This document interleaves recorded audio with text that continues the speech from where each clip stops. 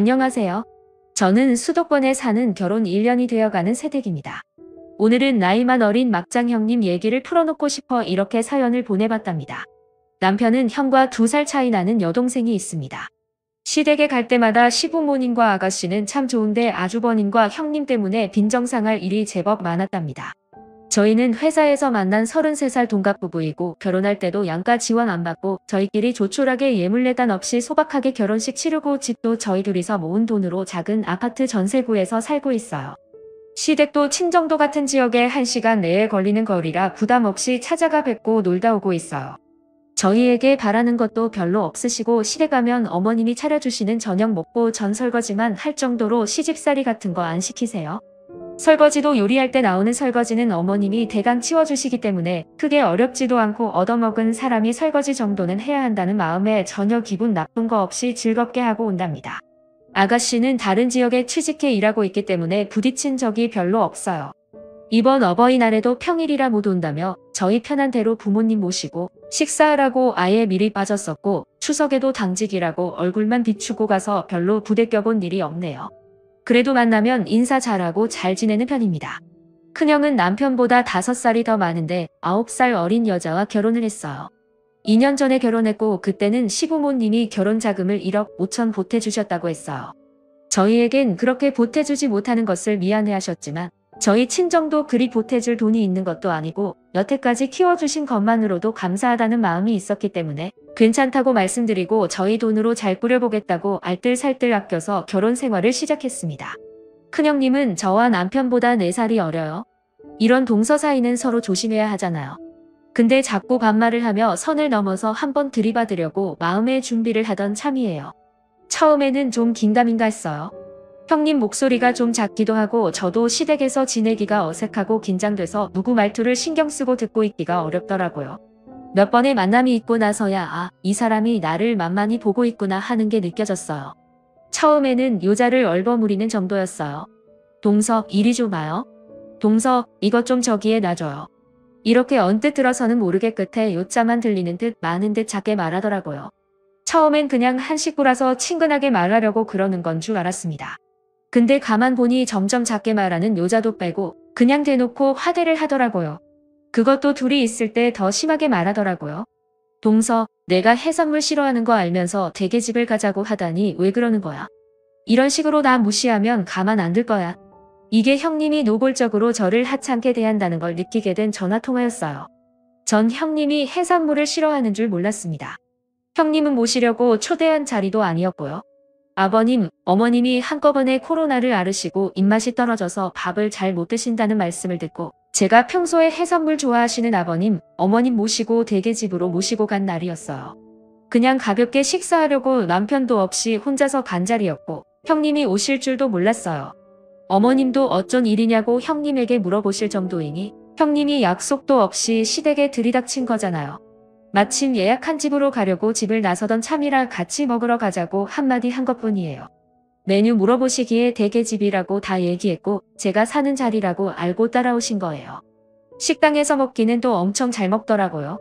주문할 때도 형님은 자기는 되게 맛있는지 모르겠다며 킹크랩으로 주문하자고 설레발을 쳐서 저는 이게 뭔가 하면서도 킹크랩을 주문했어요. 스키다시가 많이 나오는 고급 식당이 아니더라도 킹크랩은 엄청 비싼 음식이에요. 형님 먹을 것까지 주문하니 몇십만 원어치가 되더라고요. 그것도 나름대로 소개슬인데 거기에 마음대로 여기요 계란찜도 주세요. 대게튀김도 같이 주세요 하며 마음대로 추가 주문을 하더라고요. 먹성도 어찌나 좋은지 쪄서 나온 킹크랩의 절반은 형님 입으로 들어갔던 것 같아요. 저는 아버님 어머님 옆에서 살 발라드리느라고 정신없어 잘 챙겨 먹지도 않았는데 형님이란 사람은 와 진짜 그냥 합숙해서 먹기만 하는 거예요. 어머님은 한숨을 쉬시며 둘째야 괜찮다. 어서 너도 먹으렴 하고 저를 챙겨주셨지만 두 분이 너무 기운이 떨어져서 모시고 나온 참이라 저는 정말 잘 챙겨드리고 싶었거든요. 어머님도 형님 쳐다보면서 착잡해하는 게 느껴지고 해서 저도 좀 마음이 편치 않았어요. 정말 그 자리에서 뭐라고 할 수 있는 성격이 되었다면 시원하게 한마디 하고 싶을 정도였어요. 당연히 계산은 제가 했고 형님은 잘 먹었다는 인사도 없었어요. 횡하니 먼저 나가서 차에 타 있더라고요. 시부모님을 댁에 모셔다 드리고 나간 멘탈을 이끌고 집에 가려는데 형님이 따라 나오더니 또 말도 없이 제 차에 타더라고요.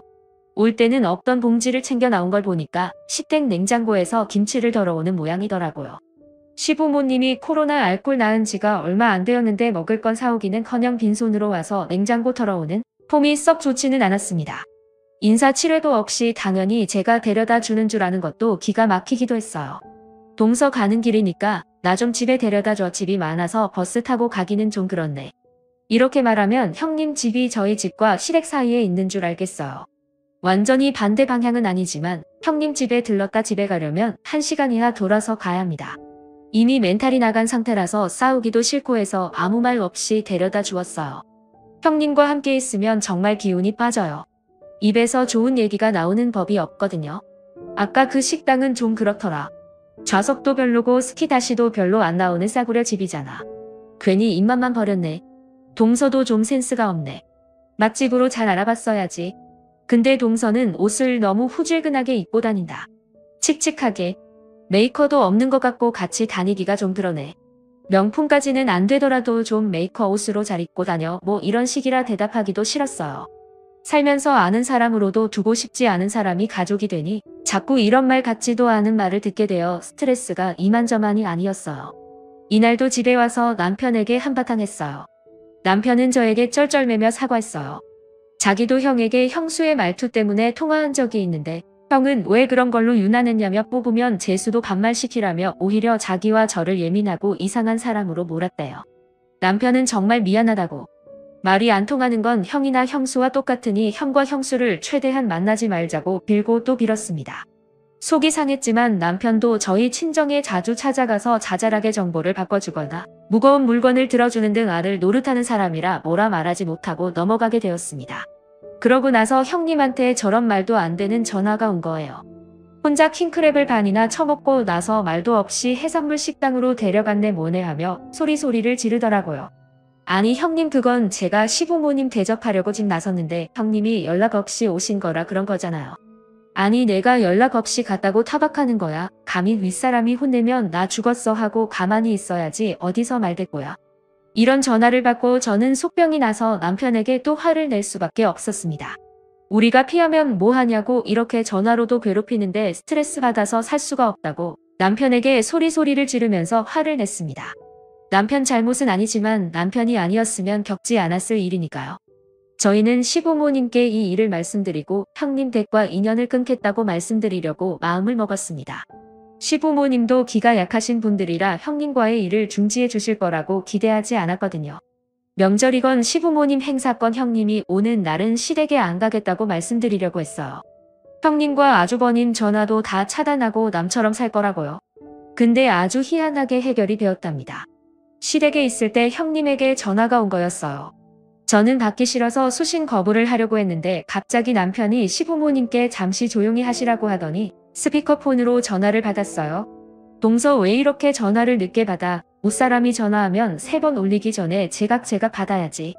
버릇없이 이게 뭐야? 아버님 어머님은 이렇게 노골적으로 저를 함부로 대하는 형님 모습에 놀라신 눈치였어요. 그동안 두 분 있는 곳에서는 형님이 말을 좀 조심했었거든요. 다음 이어지는 말은 더 가관이었어요. 땡땡이가 다음 주말에 결혼할 남자친구 데려온다는데 남자친구 나이가 많다며? 참게도 야가 빠졌네. 지네 집에 돈이 없으니 늙은 남자한테 돈 보고 집 가나봐. 근데 노인네들 뭐 모아놓은 것도 없을 텐데 딸 자식 신입 보낸다고 우리한테 손 벌리는 거 아닌가 몰라. 우린 돈 내놓을 생각 없으니 동서도 행동 똑바로 해. 괜히 알랑방귀 뀌느라 돈 보태서 우리만 난처하게 하지 말고. 그리고 노인네들 죽으면 그 아파트는 우리 거니까 혹시라도 눈독 들이지 마. 안 그래도 얼마 없는 유산 형제끼리 싸우면서 갈라봐야 얼마나 되겠어. 우리가 장남이니 우리 앞으로 돌아가시기 전에 미리 명예 옮겨달라고 할 테니 동서도 허물 켜지 말라고 미리 얘기해 두는 거야. 하. 노인네들 빨리 가야 유산 받아서 우리도 살림이 좀 필 텐데.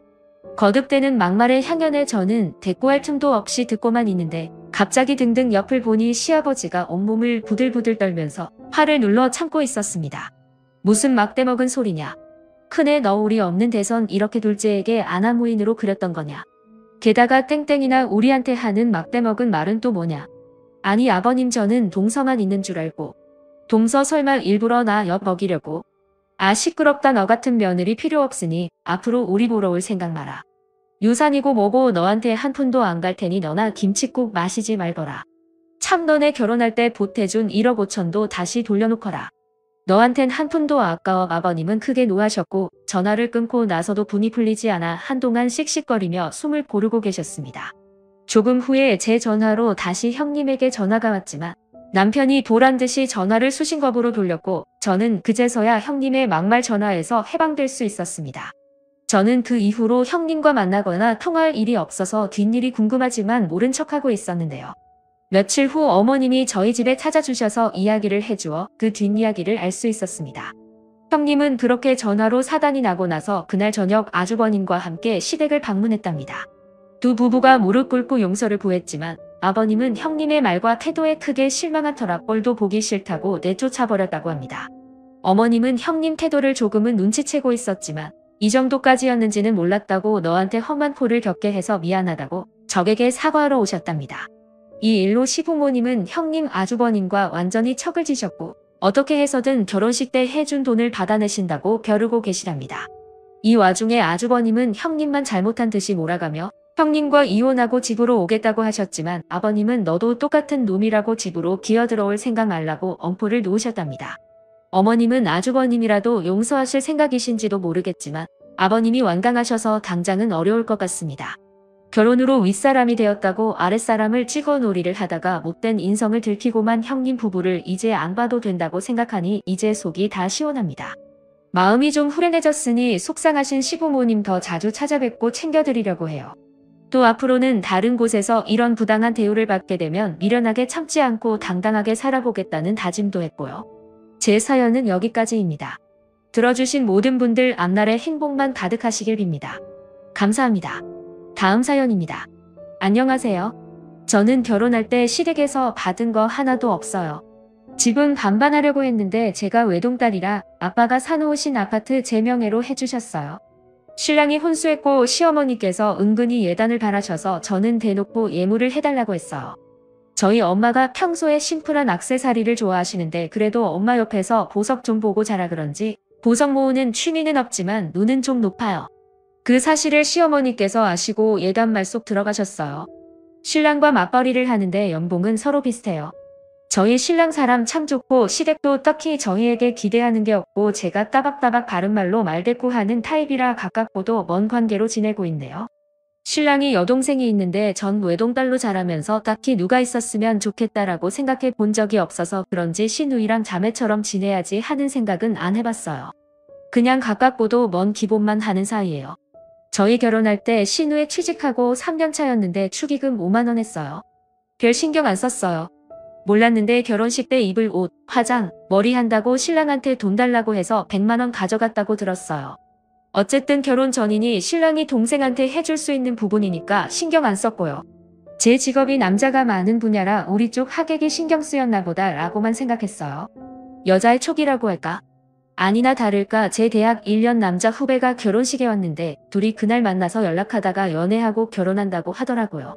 괜찮은 후배라 잘 됐다고 축하한다고 했는데 시누이가 결혼 선물 뭐 해줄 거냐고 묻네요. 참고로 전 시누이한테 결혼 선물로 받은 거 없이 축의금 5만 원이 전부였고요.